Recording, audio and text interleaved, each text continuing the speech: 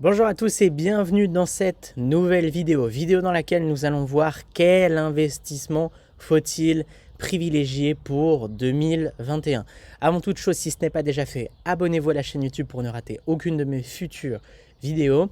Et si vous souhaitez aller plus loin et découvrir le process de transformation appliqué par un de nos clients les plus successful, dans ce cas-là, je vous invite à bénéficier de la formation offerte disponible dans la description, dans laquelle je vais vous partager les 9 étapes qui vont vous permettre de vous créer une retraite anticipée avec l'immobilier. Avant de commencer, ce qu'il faut bien comprendre, c'est que si vous souhaitez investir votre argent en 2021 et que vous cherchez à faire le meilleur investissement possible, il faut qu'on soit clair. Il n'y a pas de meilleur investissement, du moins pas au sens strict du terme. C'est seulement en analysant votre situation actuelle, vos objectifs temporels et financiers, qu'on va pouvoir savoir quel type de placement vous devez privilégier. La solution 1, ça va être le placement financier type livret A, PEL, CEL, assurance vie. L'inconvénient, c'est que on est sur des rentabilités qui sont très très faibles, environ 1%. Le fonds de garantie, j'en parle souvent, mais il est limité à 100 000 euros par client si faillite et indisponibilité des banques. On a l'inflation qui est sur une moyenne annuelle de 1,5, donc la rentabilité ne couvre même pas l'inflation. Et il existe bien entendu de meilleurs investissements pour protéger votre épargne de précaution contre l'inflation. La solution numéro 2, ça va être d'investir en bourse. Donc là, ça permet de développer son patrimoine financier en faisant l'acquisition d'actions dans des sociétés qui sont cotées. L'avantage pour moi, c'est que on achète des actions, des parts d'entreprise où il y a des salariés qui vont, eux, travailler pour développer la valorisation de ces actions et puis vous allez toucher des dividendes. L'inconvénient, c'est que c'est plutôt dédié à un public d'initiés qui est prêt à perdre de l'argent. Il faut diversifier son patrimoine financier pour diluer le risque. C'est impératif d'avoir de l'expérience et il n'y a aucune prédictibilité. D'accord ? Les revenus du passé ne présagent pas des revenus futurs. S'il y a 20 ans de bonne performance dans la boîte, est-ce que ça veut dire qu'il y aura derrière 20 ans de bonne performance encore au niveau du titre, au niveau de l'action et donc de la rémunération? Pas forcément.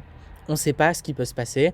Donc, ça nécessite du coup de la compétence. Après, c'est très intéressant d'investir en bourse si derrière on investit aussi dans l'immobilier, dans les crypto-monnaies, qu'on diversifie dans une stratégie de diversification du coup et de risk management. C'est intéressant de mettre un certain pourcentage, peut-être 10-20% de l'argent qu'on a aujourd'hui en bourse, dans des sociétés. Ce qu'il faut savoir sur la bourse, c'est que les périodes boursières difficiles sont les meilleurs moments pour investir de manière rentable. Les épargnants français l'ont bien compris. Selon l'AMF, qui est l'autorité des marchés financiers, c'est un peu la référence en termes de sécurité aujourd'hui en France. Il y a plus de 60 millions de transactions qui ont été enregistrées sur les marchés d'actions en 2020 contre 25 millions les années précédentes. Donc c'est plus que 2 fois plus. Il y a 2 solutions pour investir en bourse. Soit on ouvre un compte titre ordinaire, soit on ouvre un PEA, donc un plan d'épargne en action, qui est plus contraignant parce que c'est un versement limité, mais c'est fiscalement plus intéressant. Il me semble qu'on peut investir uniquement sur des actions françaises ou européennes.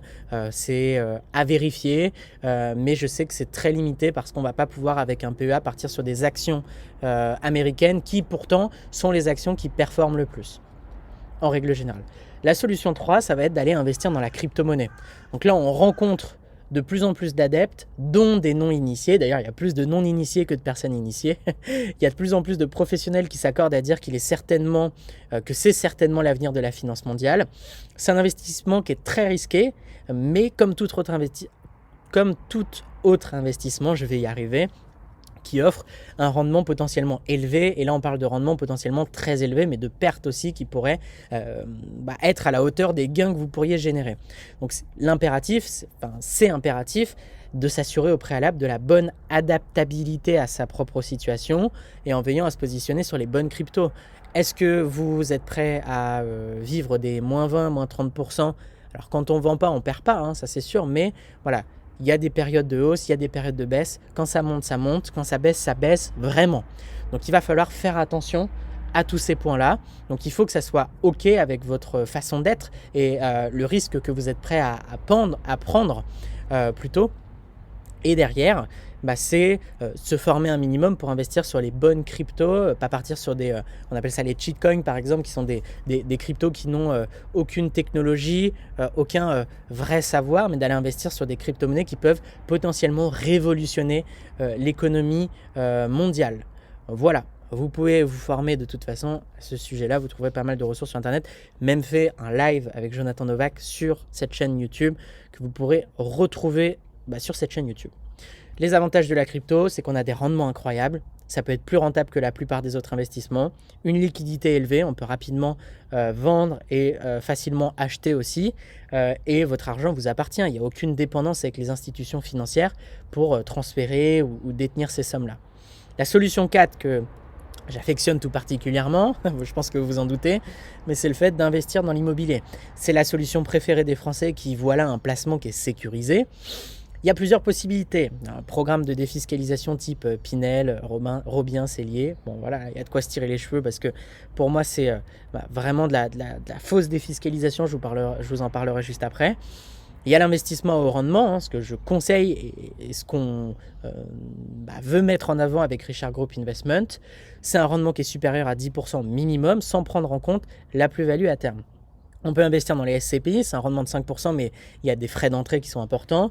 Ou le crowdfunding immobilier, 8 à 10%. Dans une stratégie de diversification de cash, ça peut être intéressant. Attention par contre au retard ou aux sociétés qui ont peu d'ancienneté au niveau du paiement des projets. J'ai fait aussi une vidéo qui date de là au moins je pense 1 an et demi, 2 ans, dans laquelle je vous détaille le fonctionnement du crowdfunding immobilier. Vous pouvez trouver toutes ces infos sur la chaîne aussi. Alors, focus sur les programmes de défisc.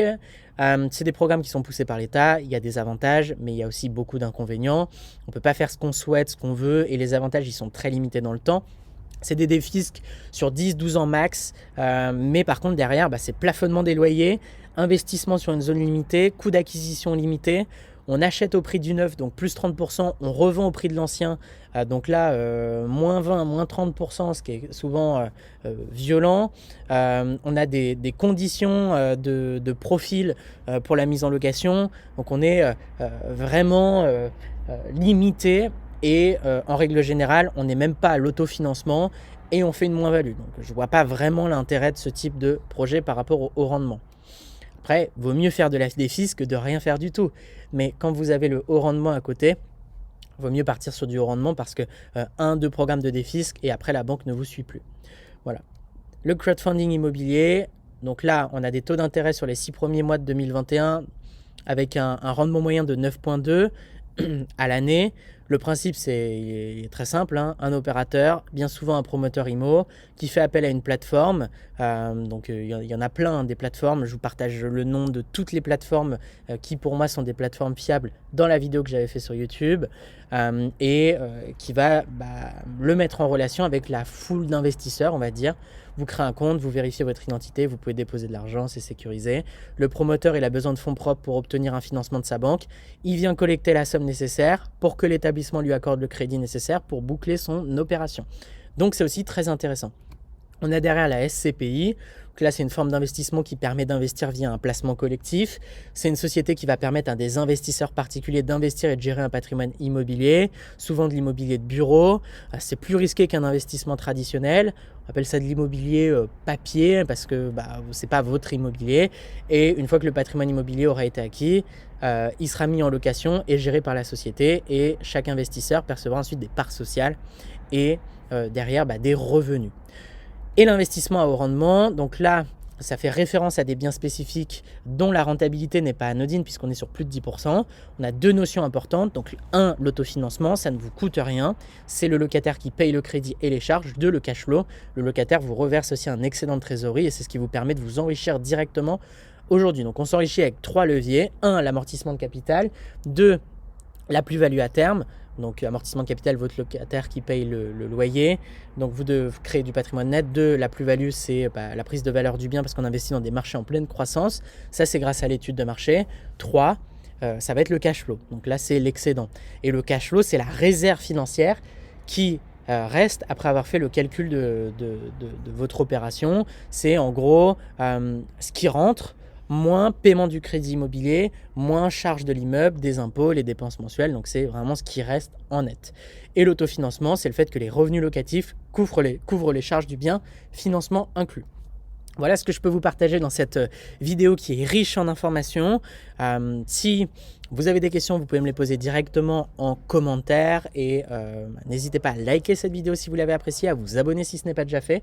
Et puis si vous souhaitez aller plus loin, deux possibilités.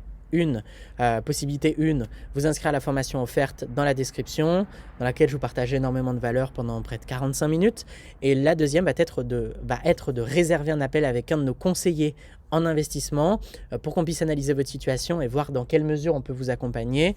Dans ce cas-là, il y a des conditions qui sont le fait que vous devez avoir une situation stable, que vous devez vouloir passer à l'action dès maintenant, que vous devez avoir de l'épargne et vous faire accompagner par une équipe d'experts. Donc cette volonté de vouloir vous faire coacher par une équipe d'experts et donc de passer à l'action maintenant, pas dans 10 ans. Voilà, je vous dis à très vite pour une prochaine vidéo. C'était Baptiste. Ciao, ciao.